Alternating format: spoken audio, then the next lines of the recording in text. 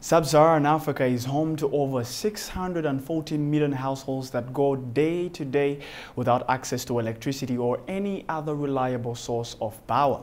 In Rwanda, that number is up to 60% of the households that have to go without electricity. And this leaves an immense impact on their day-to-day tasks.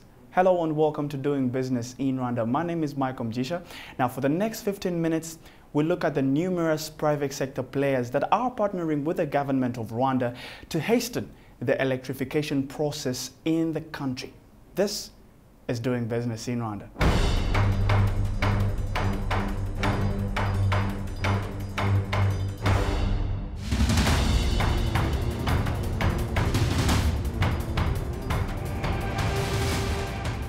Over 60% go without electricity in Rwanda every day. However, growing industrialization and urbanization rates in the country have sustainably increased investor and household demand for access to electricity at an 8% rate year on year. This is opening up more investment opportunities in Rwanda's nascent market. The government of Rwanda has put up so much effort and energy in trying to lower that gap, and it always pushes the private sector to play that role. So as EPD, who are private sector today, we come up with such events on an international level. First of all, when you have about 60 to 70 international companies coming to Rwanda for such a conference, out of those companies, you might have about maybe 40 or more, we're thinking, that would be interested to invest in Rwanda. The MOU that we signed definitely has an aspect of bringing in better quality, cheaper products on the market. This, along with the high demand that has been seen, definitely will lower the gap of the percentage of which we are trying to achieve by 2024. Energy production in Rwanda is up to 217.9 megawatts. The country, however, aims to increase to 563 megawatts of electricity before the end of 2018, which the Rwanda Energy Group says will not be adding power to the grid before 2018, but instead concentrating on increasing power lines and efficiency to connect 70% of Rwanda's households to electricity. So we are saying we are producing more because the channel to bring that electricity to the population is not reaching all the population. So that's the reason why, on another side, renewable energy can come as a solution, where with a solar home system, you can deliver electricity to people in rural area without any need to bring huge investment into the transmission line arriving there. I think in the past, we pushed more on generation, and the transmission didn't follow. Today, now the main focus is on transmission to make sure that we create really a big highway of electricity where all the future independent power producer can connect and be able to sell their electricity. On another side, I think in the future we should not consider only the Rwandan market, because we will have interconnection of the transmission line between countries. So this is also something which can happen, where people will be able to transact and sell energy outside the country. There are very ambitious targets set by the government, the 2022-24 for the target for connecting all the houses in Rwanda. So there is lots to do to achieve this target. So I think if we can, I think at the moment you need about 320 megawatts to connect at the current tariff. So I think there is probably a way to go before we can achieve this. So maybe if we can help a bit with this one, so that's something we can be pleased to do. We mentioned there's demand. There is the need for government to have the population 100% covered by 2024. When you have demand and you have the opportunity to generate, then there's also the aspect of transmission. Now, transmission has, honestly, I think, been one of the issues, which, of course, as you know, our government is working hard to fix. There's a new there's a new agreement that has come up that is called the 752 agreement, whereby all households by 2020 will have electricity, will have lights. We'll have 2022, I think Kigali city will all be connected. Then 2024, all industries. So we're looking at those targets, looking for more opportunities, sending our local companies to go out there and matchmaking with foreign companies to see how can they come together. There's a lot, the aspect of renewable energy is so broad. It's also financial. There's local finance, there's international finance. So we have to put all these things together and work along with the government and what the policies are asking us to do, because our EPD kind of helps the government to set the policies as well. So all those things have to be streamlined and put together, and we see how to narrow this gap. So the opportunity is there. Energy private developers entered a memorandum of understanding with the Rwanda Energy Group and China-Africa Renewable Energy Alliance to fast-track development in the sector, moving closer to the target of 563 megawatts. We signed 2 MOUs, one with the Rwanda Energy Group, REG, and another one with the China-Africa Renewable Energy Alliance. Both of them are non-binding MOUs. They're cooperation MOUs. So with REG, on the EPD side, we requested for more cooperation. We have already been cooperating, but this is to make it official.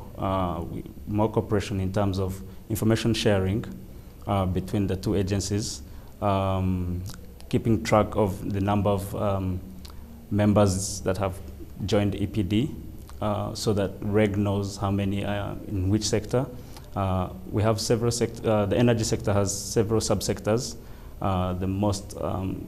The most prominent ones, we do have solar and hydro. With off-grid power solutions expected to contribute to at least 22%, sector players are introducing new off-grid technologies and products that will further rural electrification in an effort to reach the energy target of 100% access to electricity by 2024. It's only our first time in Rwanda, and we need to identify what would be the best way coming into the market. And at the moment, maybe we're thinking it will be best for the AimShare company, which is a development fund, and we can do partnership, we can do funding, we can do partner with any local company. So that's probably, at the moment, we're thinking bringing the capital in would be the best way to step in. And then we'll be just step up further, see where we can develop. We have been as a hydro plant in business 25 years, and we have built over 60 schemes ourselves. So last 4 years we built 50 schemes alone, which are now in operation mainly in UK.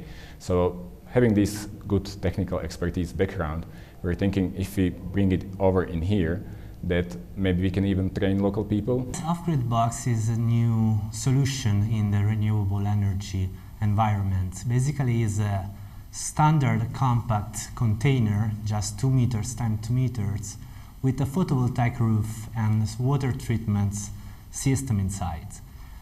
Each unit can serve an entire village in the rural Rwanda. In our business model, basically, we deploy the units in the village and we let 200 households to be served with renewable energies and drinking water from the off-grid box. The idea came from our company in Italy that designed this off-grid box 3 years ago. But 1 year ago, we moved to the US, to Boston, to attend to a couple of business acceleration programs. One is Techstars, that we are absolutely grateful to them, and the other one is Mass Challenge, is another important acceleration program in Boston. Thanks to them, we managed to get private investments to bring this solution where the need is big. And Rwanda is the perfect place where we can start deploying this unit with the new business model. We're not looking to build 1 500 or 600 megawatt schemes, so that's not what we want. What we're looking is maybe build 10 schemes. So we see the advantage of having 10 schemes. There is always something goes wrong or something may not happen as you wish. So of the 10, if one will fail, still you have 9 which can continue and going on.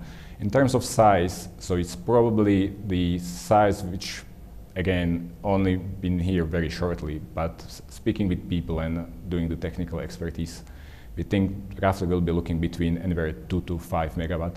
We can do smaller on an occasional basis, we can do bigger, but what we really don't want to do is one-off scheme. We would like to do clusters of more schemes. Each of these units can be deployed and mounted in just 2 hours. You can move it. We moved it also with small boats, fishermen boats in the Philippines. And in just 2 hours you can mount it and start the units. It has a very long lifespan, 20 years lifespan. So you can change the lives of the people living around the units for 20 years. And they need just sun every day to get energy and to get drinking water. It's something disruptive. Basically, it's a small grid itself, the off-grid box. So we go where the grid is not there, or where the grid was destroyed by a typhoon, by a disaster, or something like that.